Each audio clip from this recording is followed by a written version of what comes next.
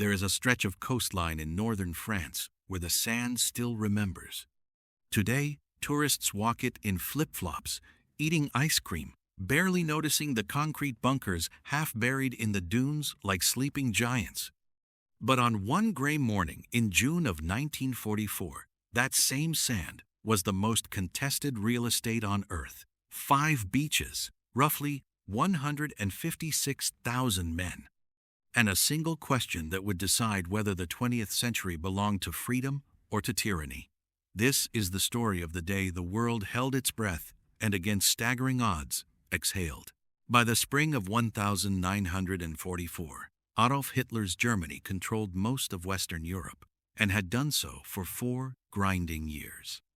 France had fallen in 6 weeks back in 1940, a defeat so swift it stunned even the Germans who caused it.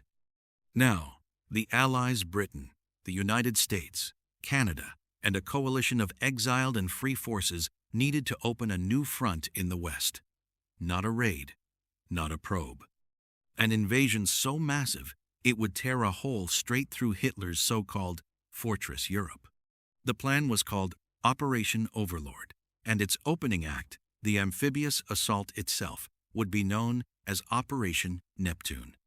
History, being efficient with its branding, simply remembers the whole thing as D-Day, a term the military actually used for the start date of any operation, though none would ever borrow the name quite so permanently. To understand why this invasion was such a monumental gamble, you have to understand what the Allies were actually attacking.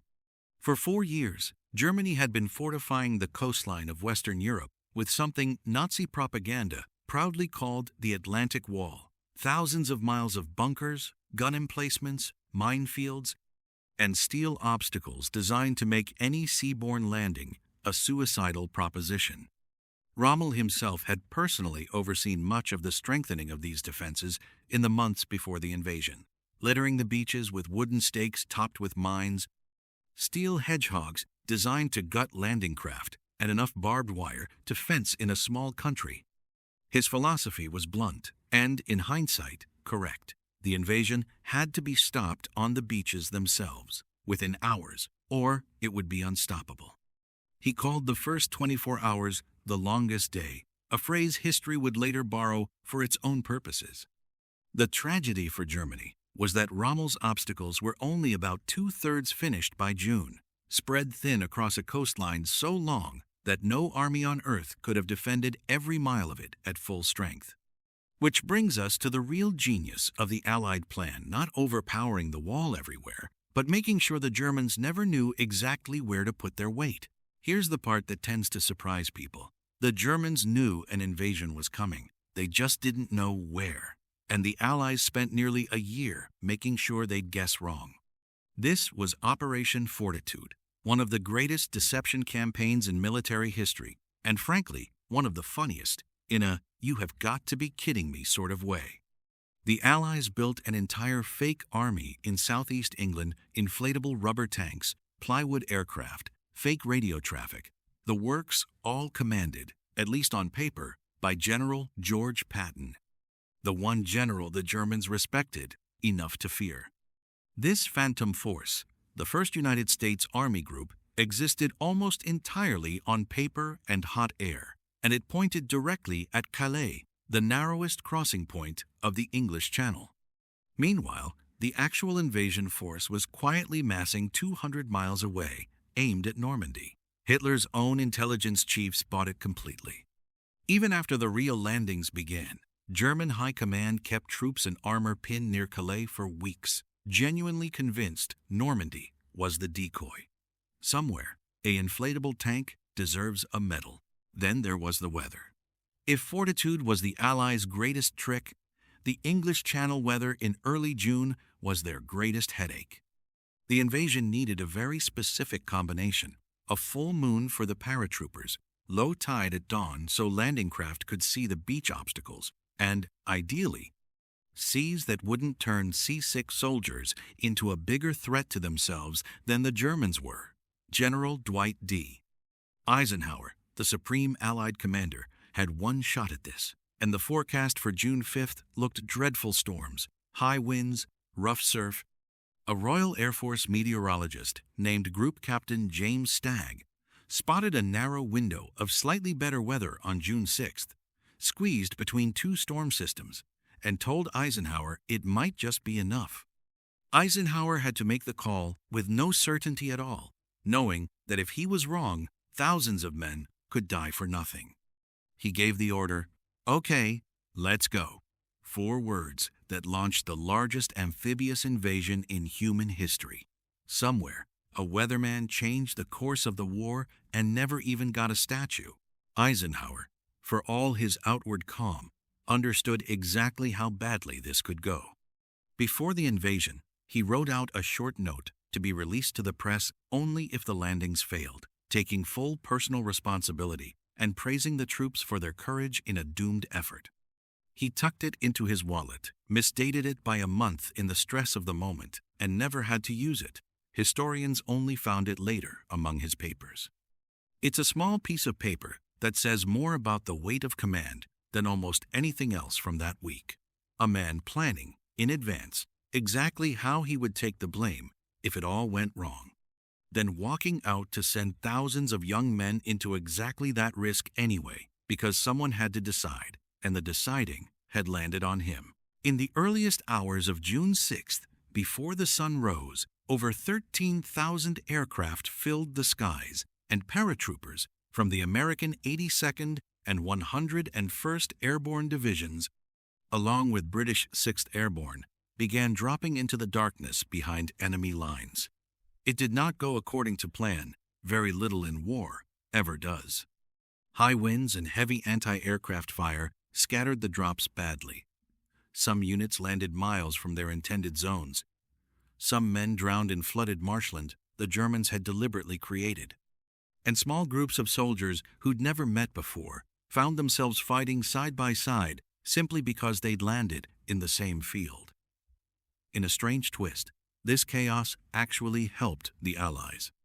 German commanders, receiving reports of paratroopers scattered across a huge area, wildly overestimated the size of the airborne assault and struggled to figure out where the real threat was coming from. Confusion, it turns out, can be a battle tactic even when it's an accident. As dawn broke, the sea itself seemed to be made of ships. Nearly 7,000 vessels stretched across the Channel: battleships, destroyers, transports, and thousands of landing craft, all converging on 5 beaches with code names that now echo through history: Utah, Omaha, Gold, Juno, and Sword. American forces landed at Utah and Omaha. British forces took Gold and Sword. Canadian troops, punching well above their numbers, landed at Juno. At Utah, things went about as smoothly as an invasion can go. Strong currents actually pushed the landing craft to a less defended stretch of beach, and the assistant division commander, Brigadier General Theodore Roosevelt Jr., son of the former president, famously looked at the map, realized they weren't where they were supposed to be, and simply said they'd start the war from right here. 56 years old, walking with a cane from old war wounds and arthritis, refusing evacuation, personally directing traffic on a beach under fire, the man was built like the world's most stubborn tour guide. Omaha Beach was an entirely different story, and this is where the human cost of the day becomes impossible to soften with wit. The bluffs above Omaha were steeply defended. The pre-landing bombing had largely missed its targets, and American soldiers stepped off their landing craft directly into withering machine gun and artillery fire. Often in water over their heads, weighed down by nearly 70 pounds of gear, entire companies suffered devastating losses within minutes of hitting the sand. It was, by almost every account, the bloodiest of the 5 beaches, and for a few terrifying hours that morning, the entire invasion at Omaha hung by a thread. What ultimately turned the tide wasn't some grand strategy.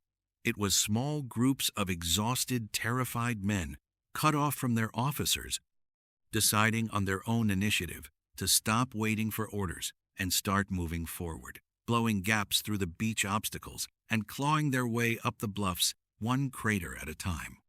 Historians still point to Omaha as one of the clearest examples in military history of ordinary soldiers, not generals, deciding the outcome of a battle through sheer refusal to quit. At the British and Canadian beaches, resistance was often lighter but far from easy, and the fighting inland proved brutal in its own right, particularly around the city of Caen, which the Allies hoped to capture on day one and did not fully secure for weeks. Still, by nightfall on June 6th, all 5 beachheads were, at least tenuously, in Allied hands. Roughly 156,000 troops had crossed the Channel in a single day. Casualty estimates for the day vary depending on the source, but historians generally place Allied losses somewhere in the range of 10,000 killed, wounded, and missing, a staggering toll compressed into a matter of hours, though far lower than the catastrophic worst-case predictions some planners had feared going in. Now, here's a detail that tends to get buried under all the tanks and beach obstacles. German commander Field Marshal Erwin Rommel, one of the most capable generals of the entire war, was not even in France when the invasion began. It was his wife's birthday. He'd gone home to Germany to celebrate, and, depending on which account you believe, may have also planned to personally lobby Hitler for more reinforcements along the Atlantic coast. He was, by all accounts, thoroughly convinced the weather made an invasion in early June essentially impossible. So, while the largest amphibious assault in history was unfolding on his own front, one of Germany's sharpest military minds was hundreds of miles away buying a pair of shoes for his wife. History does not record whether he ever lived that down. Meanwhile, Hitler himself was asleep at his residence in Bavaria that morning, and his staff, apparently too nervous to wake him even as reports of the invasion poured in, simply let him sleep. Precious hours were lost, while the one man with the authority to release critical panzer reserves was unconscious. It's the kind of detail that sounds invented for a comedy sketch, except it happened, and it may have genuinely cost Germany a faster, more coordinated response. Among the men who never made it off Omaha were 19 soldiers from the same small town of Bedford, Virginia, a community of barely 3,000 people at the time. They'd enlisted together in the National Guard years earlier, trained together, shipped out together, and on that single morning, Bedford lost a larger share of its population, proportionally, than almost any other town in America lost in the entire war. Decades later, it became the site of the National D-Day Memorial, not because Bedford was strategically important, but because its grief was so total it became a stand-in for every family. In every country that got a telegram that week, war statistics numb people quickly. One town losing 19 of its sons in a single morning does not. By the end of that first day, the Allies hadn't won the war. Not even close. The fighting through the hedgerows of Normandy that summer would be brutal, slow, and costly in its own right, dragging on for weeks before the breakout that finally allowed Allied forces to push toward Paris and, eventually, toward Germany itself. But June 6th had done something that could never be undone. It had cracked open Hitler's Western Wall and put the full weight of American, British, Canadian, and Free French forces on the continent of Europe, forcing Germany to fight a war on multiple fronts it could not sustain forever. Paris was liberated by the end of August. Less than a year later, in May of 1945, the war in Europe was over. What makes D-Day endure in memory isn't just its scale, though the scale is almost impossible to comprehend. Thousands of ships, tens of thousands of vehicles, over 100,000 men crossing open water into gunfire on a single tide. What makes it endure is how narrow the margin was between failure and success. How much of it came down to a weather forecaster's best guess, an inflatable tank fooling an army, a general's cane planted stubbornly in the wrong patch of sand, and thousands of individual soldiers who kept moving forward when every rational instinct said to stop. Today, the beaches are quiet. The cemeteries above them, row after row of white crosses and stars of David overlooking the channel, hold the ones who didn't get to walk home. Every June 6th, people still gather there, not to celebrate a battle, but to remember that freedom, on that particular morning, was purchased on credit, paid in full, by ordinary people asked to do something extraordinary. And that is a debt history has never quite finished repaying.